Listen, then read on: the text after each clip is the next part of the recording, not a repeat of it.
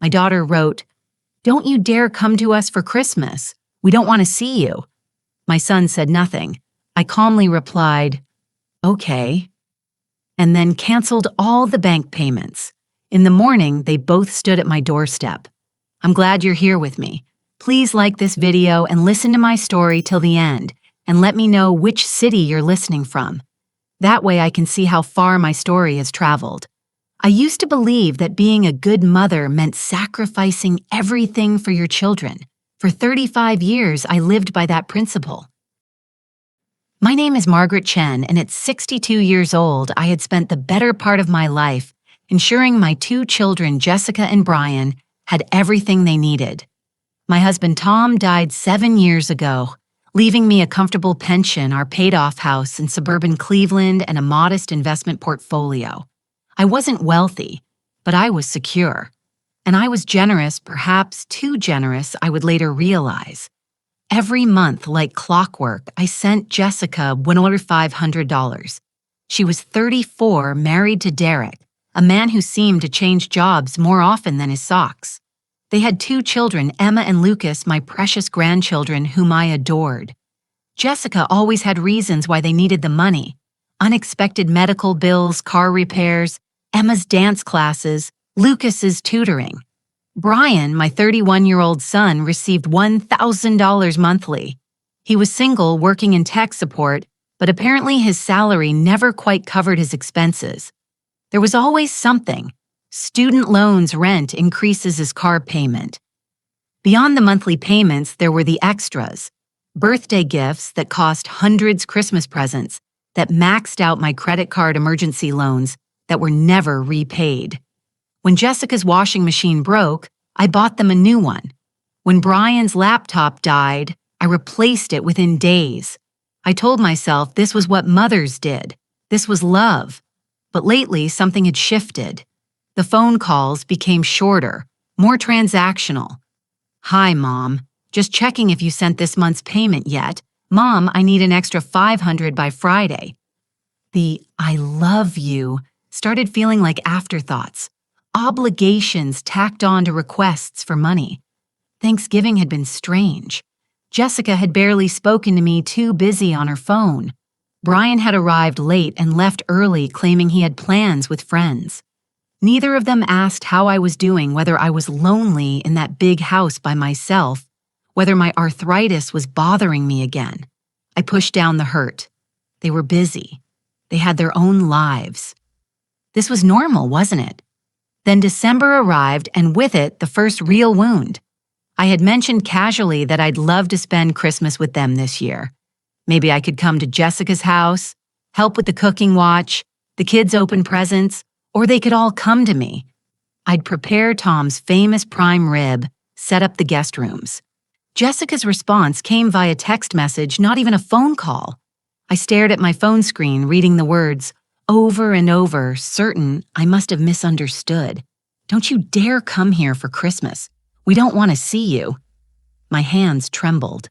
I read it again and again. The message continued.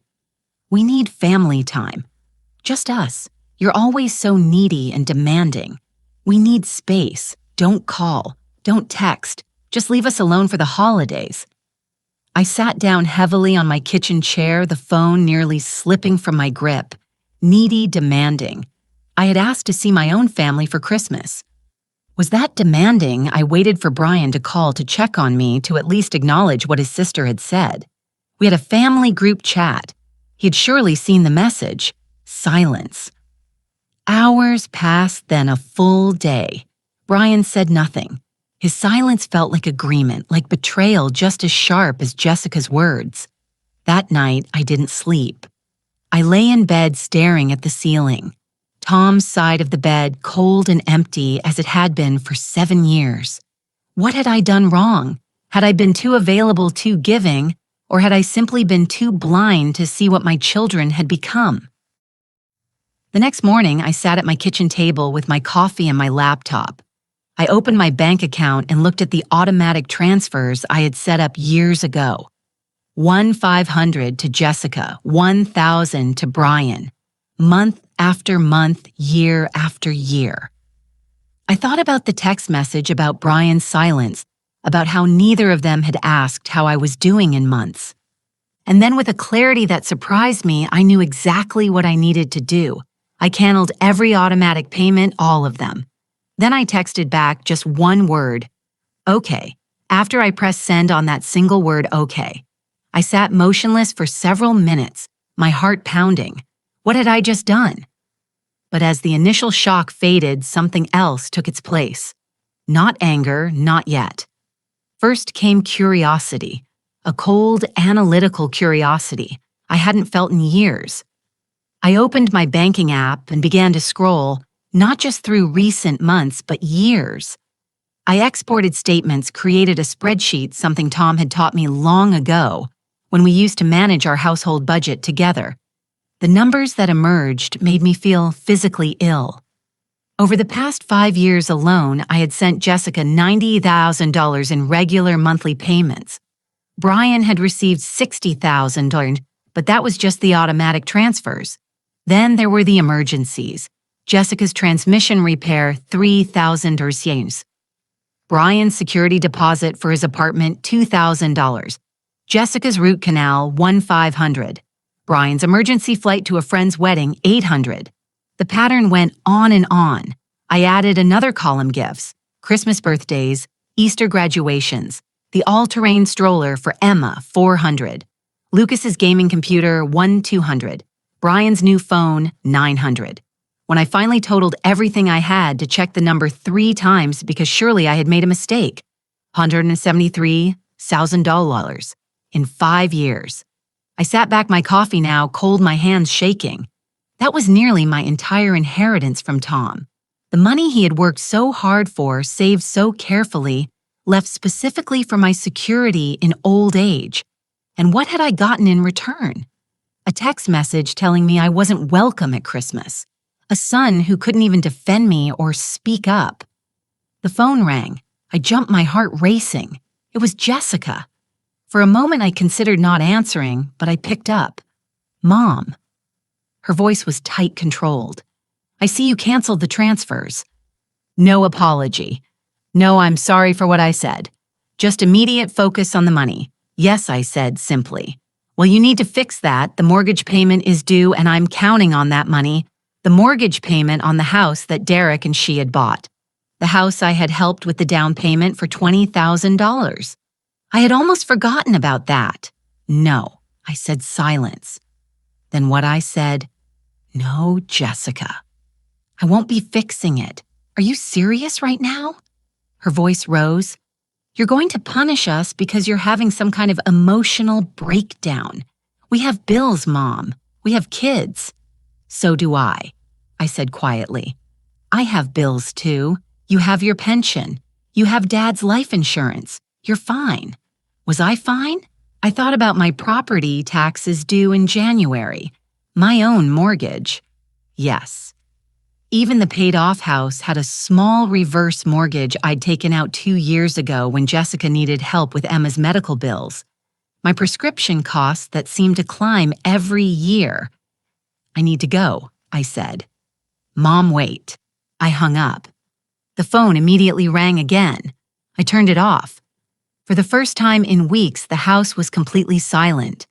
And in that silence, I began to think clearly. I wasn't going to simply cut them off and hope they learned a lesson. That would accomplish nothing. They would just be angry, would paint me as the villain, the cruel mother who abandoned her struggling children. Number 1, I needed a plan. I needed to understand exactly how much control they thought they had over me. I needed to see what they would do when the money stopped. I needed evidence of their true motives, their true feelings, and I needed to protect myself legally, financially, emotionally. I turned on my laptop and began to research elderly financial abuse, legal protection for seniors, how to document financial exploitation, estate planning. Hours passed. The winter sun set early, casting long shadows through my kitchen windows. I barely noticed. I made lists.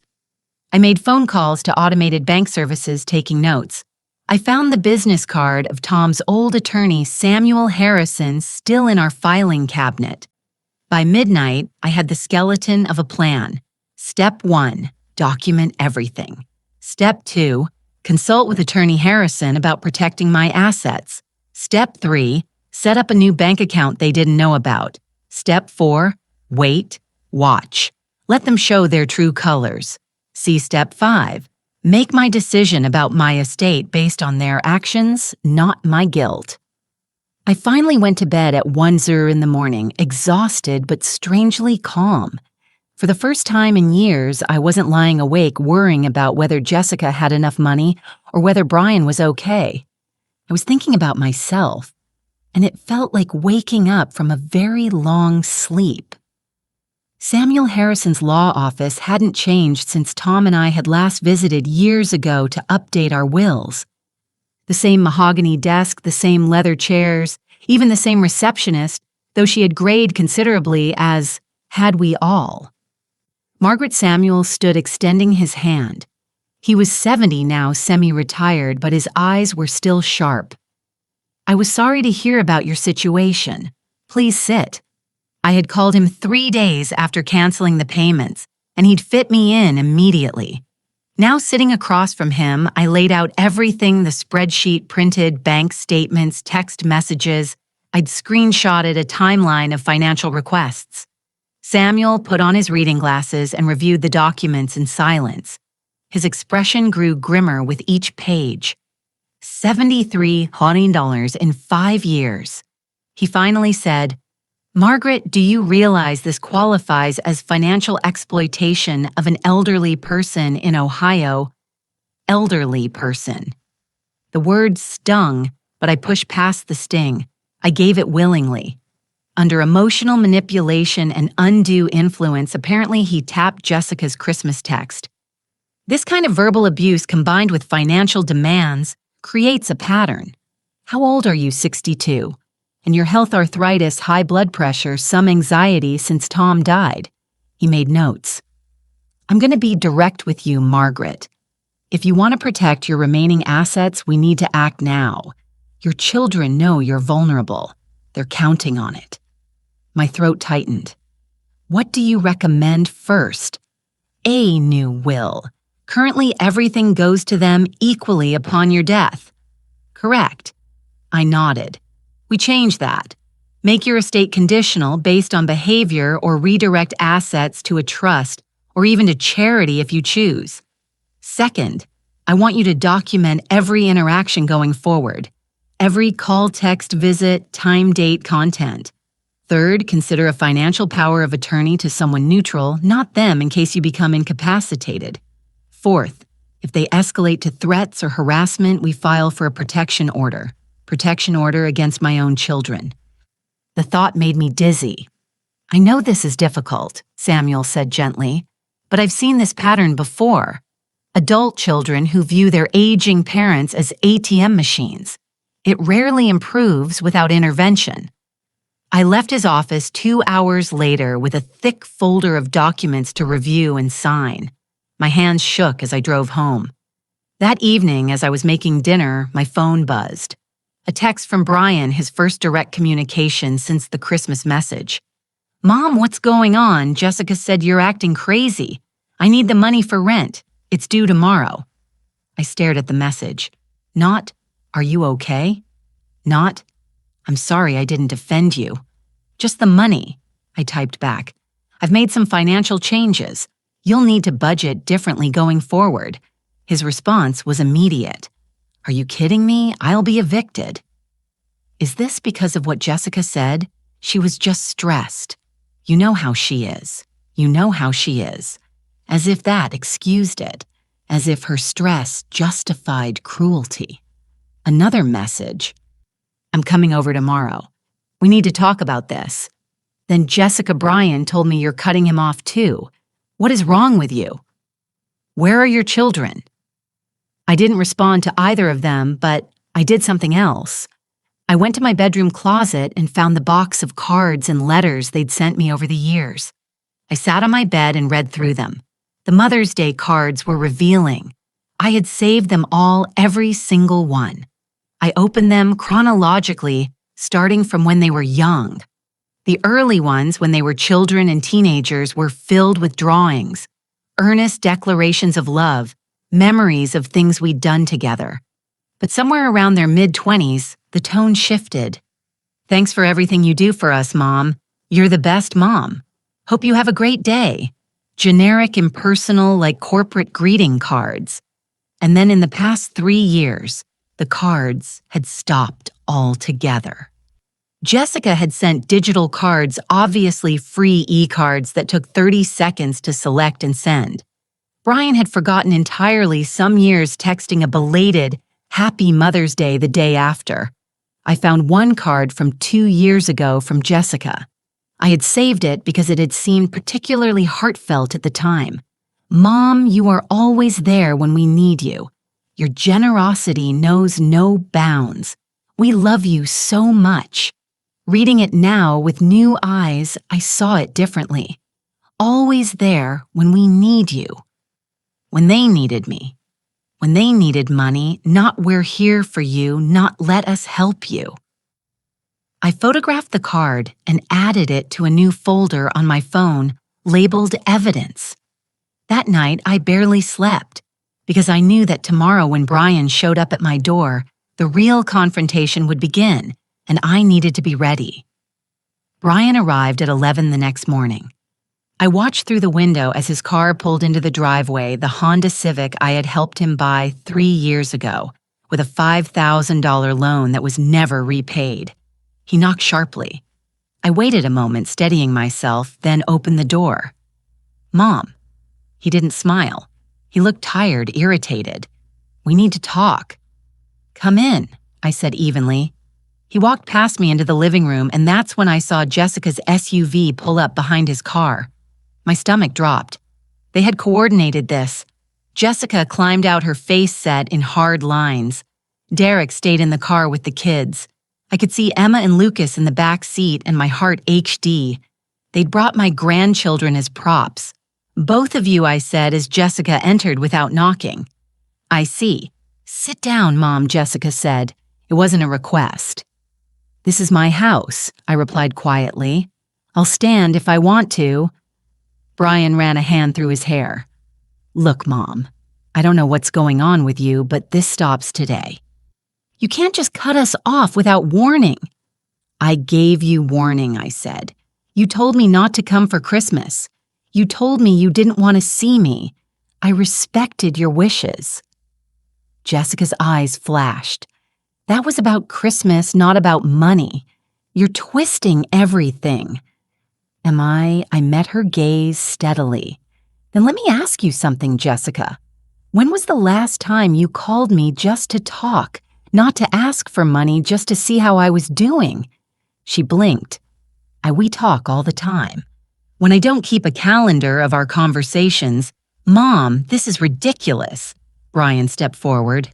"Mom, I'm about to be evicted." "Evicted? Do you understand what that means? My credit will be destroyed.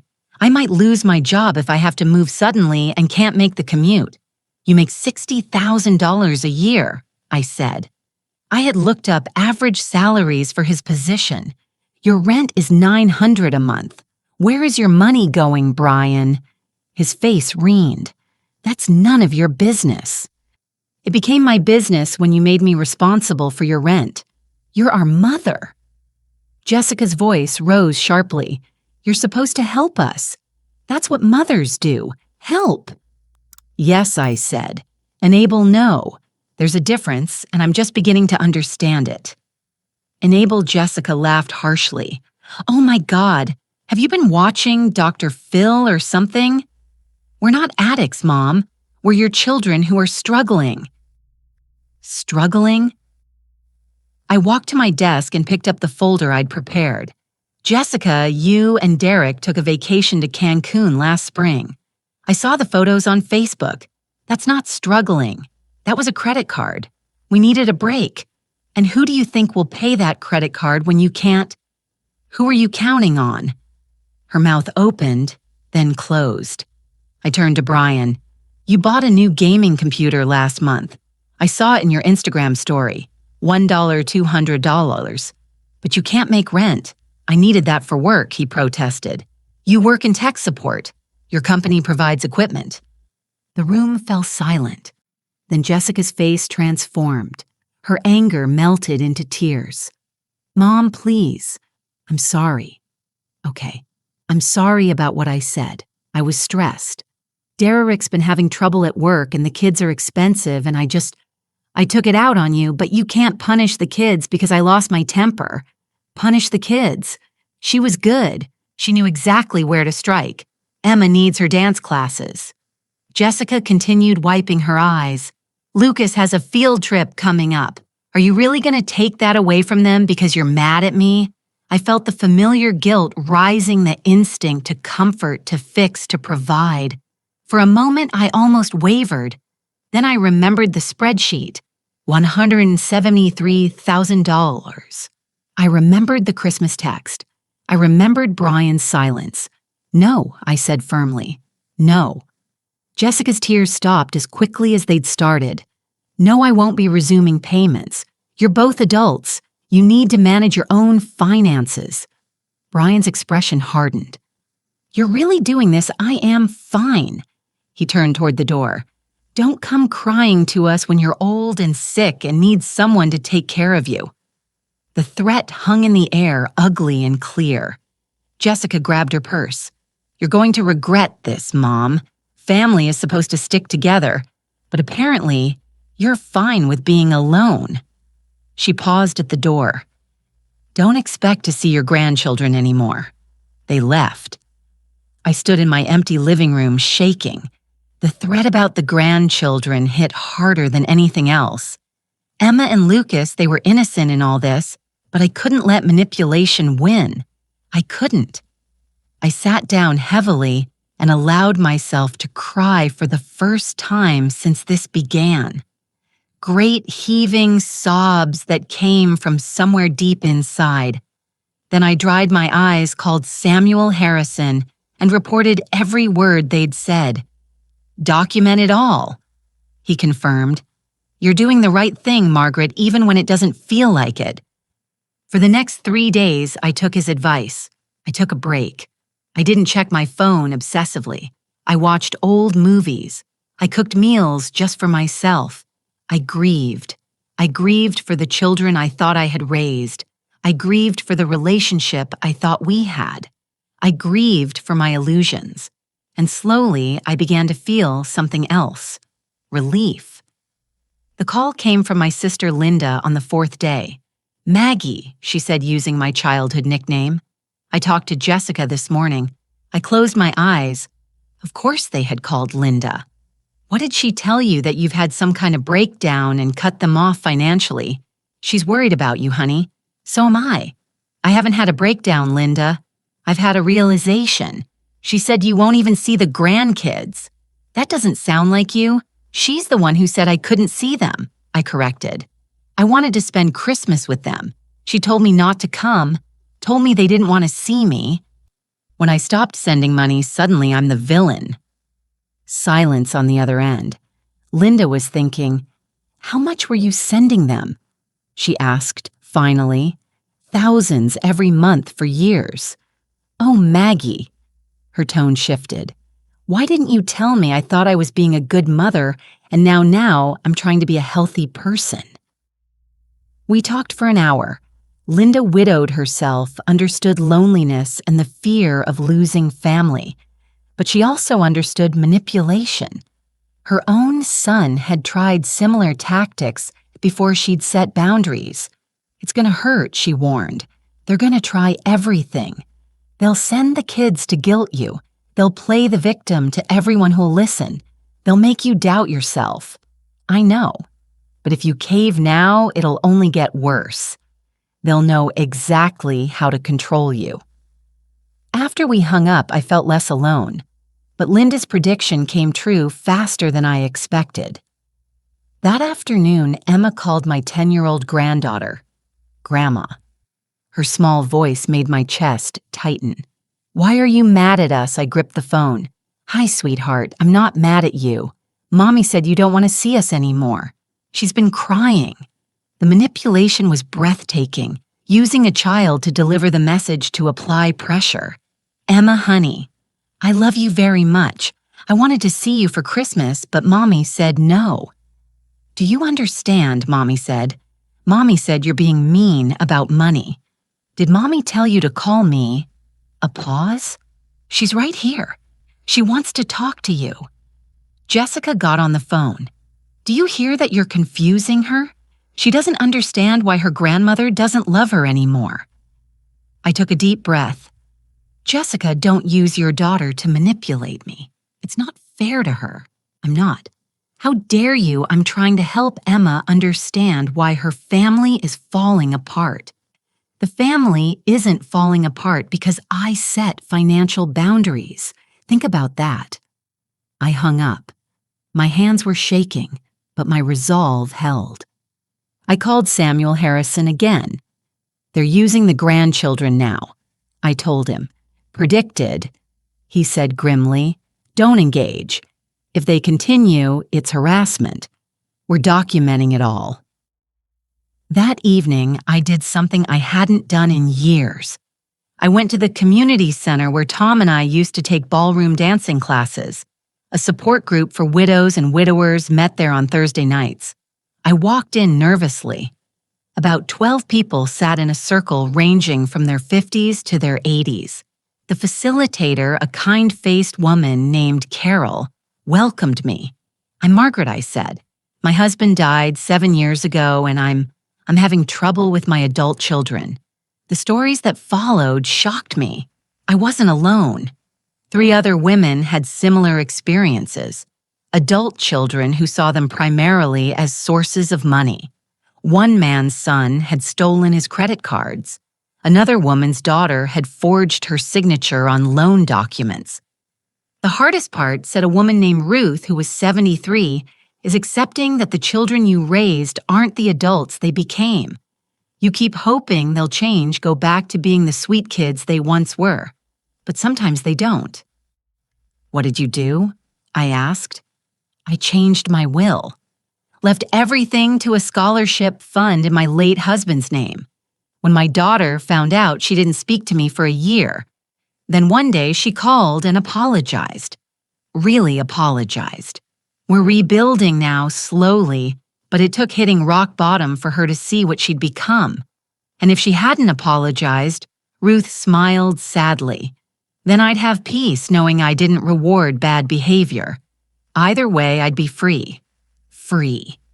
The word resonated. I left the meeting with phone numbers, with validation, with the understanding that setting boundaries wasn't cruelty. It was self-preservation. At home, I made tea and sat in Tom's old chair. I thought about the life insurance money, the savings, the house. I thought about Jessica's tears and Brian's threats and Emma's confused voice. And I thought about Ruth's words. Either way, I'd be free. The next morning, I called Samuel Harrison. I want to change my will, I said. I want to create a trust, and I want very specific conditions. Tell me what you're thinking, he said. I told him, and for the first time in weeks, I smiled. They came on Sunday morning, both of them without warning. I was having coffee on my porch, enjoying the cold December air when both cars pulled into my driveway. Jessica got out, first followed by Derek. Brian emerged from his car alone. They walked up my driveway with careful, measured steps, a united front. Mom, Jessica said softly, can we talk, please? We've been thinking a lot, and we want to make things right. I studied her face. The tears from before were gone. This was a different approach, humble, conciliatory. Come in, I said. We sat in the living room. Derek, whom I'd always found vaguely spineless, spoke first. Margaret, I owe you an apology. I should have been managing our finances better. I shouldn't have let Jessica rely on you so much. That's on me. Interesting. He was taking responsibility to make Jessica look better. Brian leaned forward. Mom, I've been doing some thinking too. I've been irresponsible with money. I see that now. I'm going to make changes. They seemed so sincere. For a moment, I almost believed them. "I appreciate you coming," I said. "What kind of changes?" "Well," Jessica said, glancing at Brian, "we thought maybe we could work out a budget together. You could help us learn to manage money better. You and Dad were always so good at that." "A budget?" I repeated. "Yeah," Brian said eagerly. "Like maybe you could help me set up automatic savings, show me how to track expenses, that kind of thing." "And you think that would help?" "Definitely," Jessica said. "And look, Mom, about Christmas, I was completely out of line. I was stressed about money and I took it out on you. It was wrong. We want you there. The kids miss you terribly." I sat back observing them. They were good, very good. But something felt off. "So you want to reconcile," I said. "Yes." Jessica's eyes brightened. "We're family. Family worked through things. And the money." A flicker, just the briefest flicker, crossed her face. "What about it? Would you want me to resume the monthly payments while we work on this budget?" Jessica exchanged a look with Brian. "Well, I mean, we can't just switch everything overnight, right? Maybe a transition period. You could reduce the amount gradually while we get on our feet." There it was. "How much were you thinking?" I asked. "Maybe half," Brian suggested. "Just until I find a cheaper apartment. Maybe 3-4 months. And you, Jessica?" "The same. Just until Derek's situation stabilizes. He has some job interviews coming up." Derek nodded enthusiastically. "Really promising opportunities." I stood up and walked to the window, my back to them. I could see my reflection in the glass. A 62-year-old woman who had almost been fooled again. "No," I said quietly. "Mom." Jessica started. I turned to face them. "No, I'm not giving you any more money. Not half, not a quarter, nothing." "But we just explained," Brian protested. "You explained that you want a transition period, a few more months of money while you get on your feet. And then what? Another crisis, another excuse." Jessica's expression hardened. The mask began to crack. "So what, you're just going to abandon us?" "I'm not abandoning you. I'm refusing to enable you. There's a difference." Semantics. Jessica stood abruptly. "You have money, Mom. You have Dad's life insurance, your pension, this house. We're struggling." "You're not struggling, Jessica. You're mismanaging and you've been using me as a backup plan instead of learning to budget."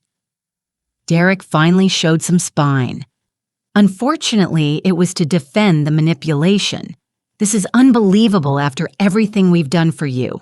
"What have you done for me?" I asked directly. He faltered.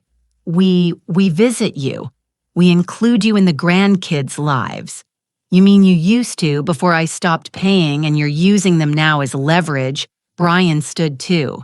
"You know what, Mom? We came here trying to fix this, trying to be adults about it, but you're being stubborn and selfish." "Selfish," I repeated. "I'm selfish for wanting to keep enough money to pay my own bills to have security in my old age." "You're not even that old," Jessica snapped. "You're 62. You'll probably live another 30 years. You don't need all that money just sitting there." And there was the truth. They weren't worried about their own survival. They were worried about their inheritance. "Get out," I said quietly. "What, get out of my house?" Jessica's face flushed red. "Fine, but don't expect us to come running when you need help someday. Don't expect us to visit you in some nursing home. Don't expect us to care for you when you're sick and alone." "I wouldn't dream of it," I said. "You've made it clear that our relationship is transactional. No money, no family. I understand perfectly now." Brian grabbed his keys. "You're making a huge mistake." "Maybe, but it's my mistake to make." Jessica stopped at the door, her final card to play. "The kids will forget you. You know Emma's already asking why you don't love her anymore. In a few years, you'll just be some old lady they barely remember. Is that what you want?" The words hit like knives, but I kept my face neutral. If that's what happens, Then I'll know I raised children who taught their own children that love is conditional on money, and that will tell me everything I need to know. They left, slamming the door behind them. I stood in my living room, my heart pounding, adrenaline surging through my body. My hands shook. Part of me wanted to run after them to apologize, to fix it, but I didn't. Instead, I sat down, pulled out my phone, and texted Samuel Harrison. Meeting happened, got worse, proceeding with all legal changes. His response came quickly. Good. Proud of you. This is the hard part. It gets better. I wasn't sure I believed him, but I had come too far to turn back now. Christmas came and went. I spent it with Linda and her family. It hurt. God, it hurt to not see Emma and Lucas, but I survived. Then 2 days after New Year's, I received a call from Samuel Harrison. Margaret, I need you to come to my office. Something's happened. His tone made my stomach drop. What is it? Just come today if possible. An hour later, I sat across from him as he slid a document across his desk. It was a petition for guardianship of me. I stared at it, not comprehending. What is this? Jessica and Brian have filed a petition claiming you're mentally incompetent and need a legal guardian to manage your finances. They're seeking to be appointed as co-guardians. The room tilted. They've submitted statements claiming you've been acting erratically, making irrational financial decisions, showing signs of dementia. They have a doctor's letter from my doctor. That's impossible. I haven't been to the doctor. Not your doctor. A doctor Derek knows from his gym, Dr. Richard Patterson. He's written a letter stating that based on conversations with Jessica and Brian, he has concerns about your cognitive function. I couldn't breathe. He's never even met me. I know. That's why this won't stand. But Margaret, we need to fight this aggressively. They're trying to gain control of your assets by declaring you incompetent. Can they do that? Not if we act fast. I've already scheduled a hearing for next week. You'll need an independent psychiatric evaluation. I have an excellent doctor who specializes in these cases, and we're going to need to demonstrate very clearly that you're of sound mind. The evaluation took place 3 days later. Dr. Rachel Winters, a psychiatrist in her 50s, spent 4 hours with me. Cognitive tests, memory tests, questions about my life, my decisions, my reasoning. At the end, she smiled. Mrs. Chen, you're one of the most mentally sharp people I've evaluated. Your executive function is excellent. Your memory is better than most people half your age. There is absolutely no evidence of cognitive decline, so their claim is baseless and, frankly, offensive. I'll be providing a detailed report to the court. The hearing was scheduled for January 12th at the county courthouse. Samuel prepped me thoroughly. They'll try to paint you as confused, emotional, irrational. You need to stay calm. Answer clearly. Don't let them bait you into anger. The courtroom was small. Jessica and Brian sat with their attorney, a slickle-looking man named Peter Morrison. They wouldn't look at me. The judge, a stern woman in her 60s, named Judge Patricia Coleman, reviewed the documents. Mr. Morrison, she said, you're petitioning for guardianship of Margaret Chen based on alleged mental incompetence. Please present your case. Morrison stood. Your Honor, Mrs. Chen's children are deeply concerned about their mother's recent behavior. She's made erratic financial decisions, cutting off long-standing support to her family without explanation. She has isolated herself socially. She has exhibited paranoid thinking, accusing her children of manipulation. Dr. Patterson's letter outlines. Dr. Patterson has never met Mrs. Chen. Judge Coleman interrupted. Is that correct? Morrison faltered. He based his assessment on detailed interviews with her children. Hearsay. Continue. Your Honor, the children can testify to her erratic behavior. She has made threats to disinherit them. Threats or statements of intent regarding her own estate planning. Morrison stumbled over his words. I could see Jessica whispering urgently to him. Samuel Harrison stood. Your Honor, if I may, we have submitted Dr. Rachel Winter's comprehensive psychiatric evaluation of Mrs. Chen conducted just last week. Dr. Winters is board certified and has extensive experience in competency evaluations. Her finding is unequivocal. Mrs. Chen is of completely sound mind. The judge reviewed Dr. Winters' report. Her expression grew colder. Mr. Morrison, this petition appears to be a transparent attempt by adult children to gain control of their mother's finances because she chose to stop giving them money. Is there any actual evidence of incompetence beyond the fact that she made decisions you and your clients don't like? Morrison tried to rally. Your Honor, if we could hear from the children themselves, fine. Let's hear from them. Miss Chen, Mr. Chen, please approach. Jessica and Brian stood. I saw Jessica's hands shaking. Miss Chen, Judge Coleman said coldly, "How much money was your mother giving you monthly? I won $500. For how long? About 5 years. And when she stopped, you filed for guardianship. Is that the sequence of events? It's not that simple." Jessica's voice rose. She was always so generous, and then suddenly she just cut us off. She's not thinking clearly. Or the judge said, oisily. She's thinking more clearly than she has in years. Mr. Chen, do you have anything to add? Brian looked at the floor. We're just worried about her, or worried about her money. Silence. Judge Coleman closed the file. Petition denied. Furthermore, I'm ordering both petitioners to reimburse Mrs. Chen's legal fees for defending against this frivolous claim. This hearing is adjourned. The gavel struck. Jessica burst into tears. Brian looked stunned. Their attorney was already packing his briefcase, clearly wanting to escape. I stood on shaking legs. Samuel put a hand on my shoulder. "You did it," he whispered. As we left the courtroom, Jessica called after me. Mom, wait." I turned. Her face was red mascara running. "How could you do this to us? We're your children." And in that moment, with absolute clarity and cold calm, I said, "No, you're adults who tried to have me declared mentally incompetent so you could steal my money. There's a name for what you are, and it's not children." I walked away and didn't look back. The next day, Samuel Harrison called me into his office once more. "Before we finalize the new will and trust, I want to make sure you're certain about this, Margaret. This is your last chance to change your mind." I looked at the documents in front of me.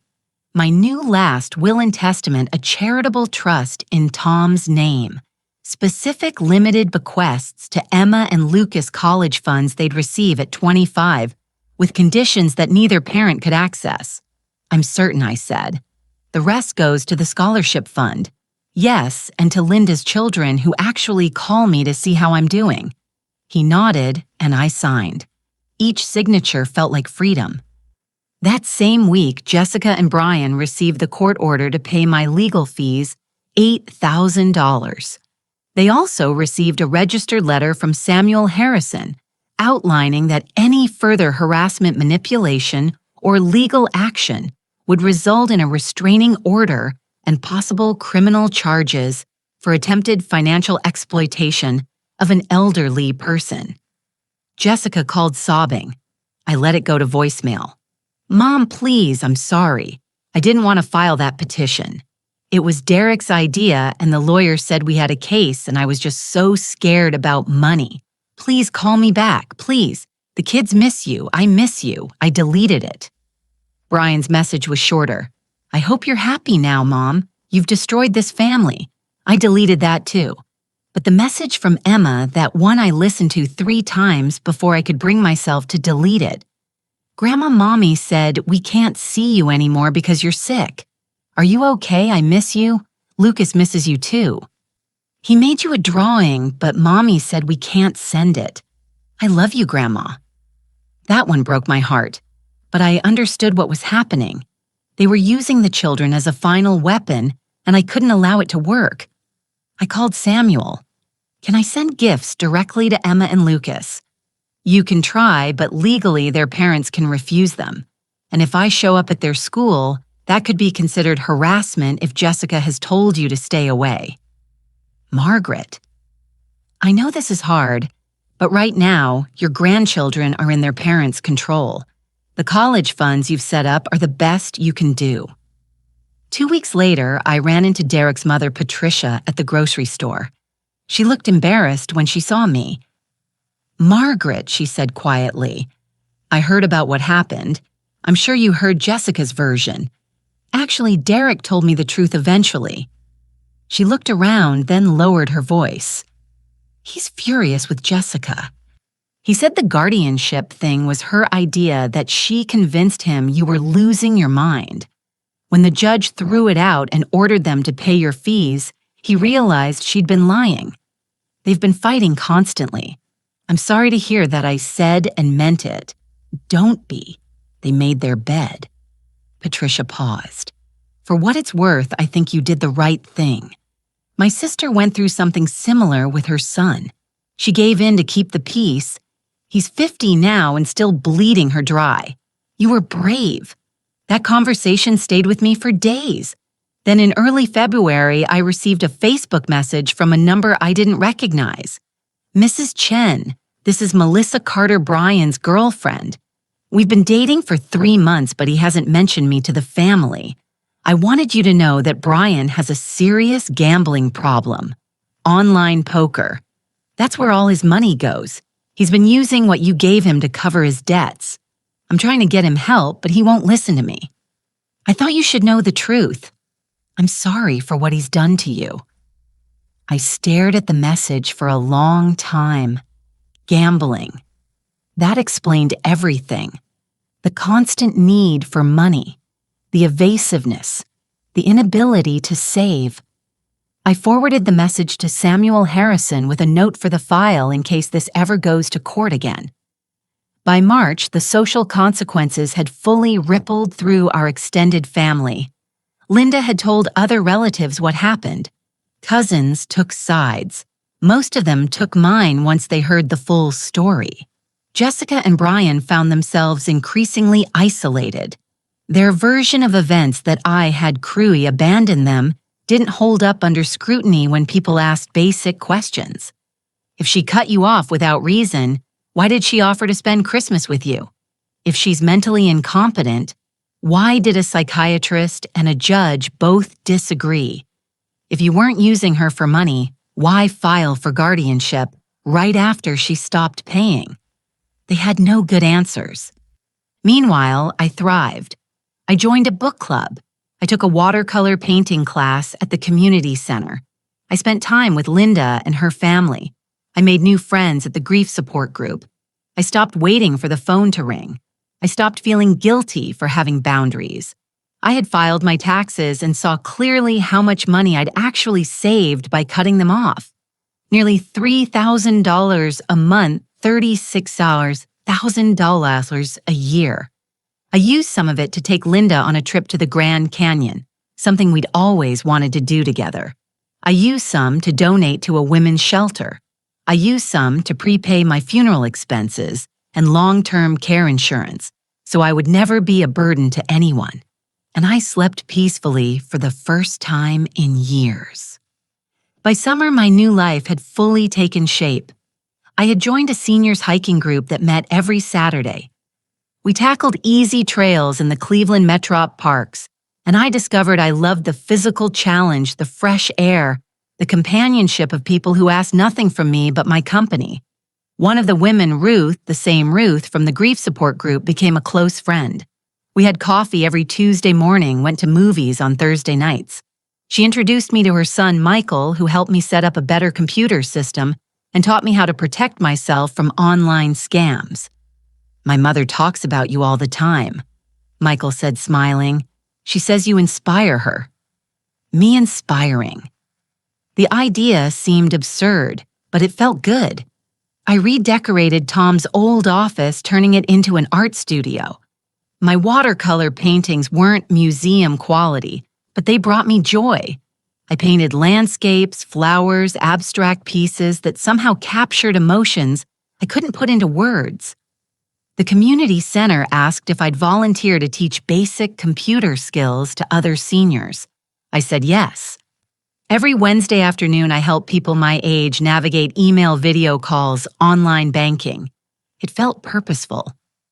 Linda and I started planning another trip, this time to Ireland in the fall. "You seem happier than I've seen you in years," she observed one day over lunch. I realized. I didn't know how heavy that burden was until I put it down. Any regrets, I thought about it honestly. About Emma and Lucas every day, but not about the decision itself. That was right. Meanwhile, through the grapevine and occasional social media glimpses, I learned how Jessica and Brian were faring. Not well, Derek had left Jessica in April. Patricia told me the details, somewhat guilty over coffee. He filed for divorce, took the kids for now joint custody, but he has the house until it sells. Jessica is living in a rental apartment, working 2 jobs. He's saying she has a shopping addiction, that she hid credit card debt from him. The guardianship thing was apparently the last straw for him. And the children, I asked carefully. They're okay. Derek's actually a decent father when he's not enabling Jessica. He's getting his act together, holding down his job. He told Patricia he's ashamed he didn't stand up to Jessica sooner. Part of me felt satisfaction. Part of me felt sadness. Mostly, I felt relief that Emma and Lucas had at least one stable parent. Brian's situation was worse. Melissa had broken up with him after he refused to get help for his gambling addiction. He'd been evicted from his apartment and was living with a friend, reportedly couch surfing when that fell through. I heard through my cousin Rachel that he'd shown up at her house asking for money, spinning some story about a medical emergency. Rachel, who knew the truth, had refused. "He looked terrible, Margaret," she told me, thin, exhausted. "But I remembered what you said about enabling. I gave him the number for a gambling addiction hotline instead." "Thank you," I said. In July, I received a letter not from Jessica or Brian, but from Derek. "Dear Margaret," it began, "I owe you an enormous apology. I was weak and let Jessica manipulate me into going along with things I knew were wrong. The guardianship petition was unconscionable, and I'm ashamed I didn't speak up. I understand if you can't forgive me, but I wanted you to know that Emma and Lucas ask about you all the time.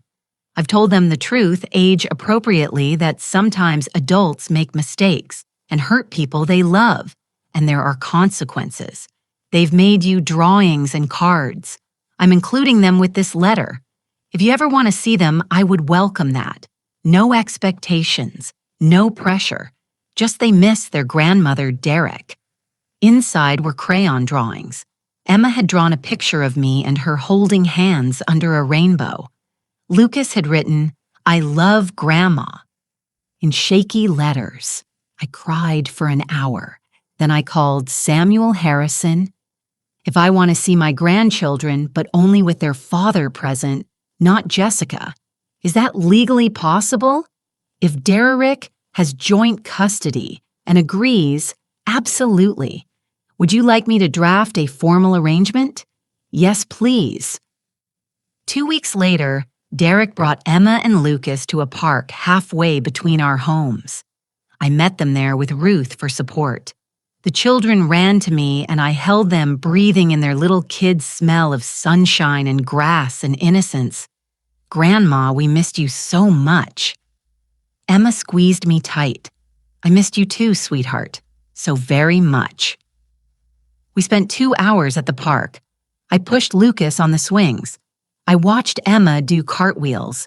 Derek kept his distance, giving us space, but I saw him smile when the kids laughed. As we said goodbye, Emma whispered, "Can we see you again, Grandma?" "Yes," I promised, "very soon." Derek shook my hand. "Thank you for giving us a chance."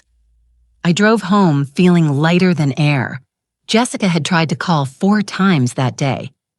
I didn't answer. I heard later through the grapevine that she was furious Derek had arranged the visit, that she'd threatened to take him back to court. But Derek held firm, and I had a good lawyer. Now, my life wasn't perfect.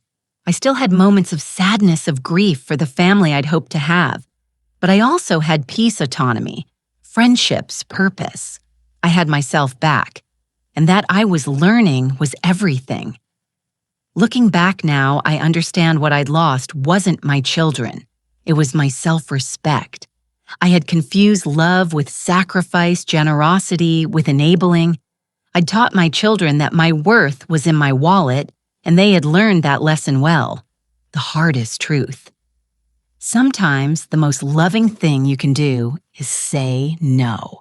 Sometimes protecting yourself means disappointing people who claim to love you.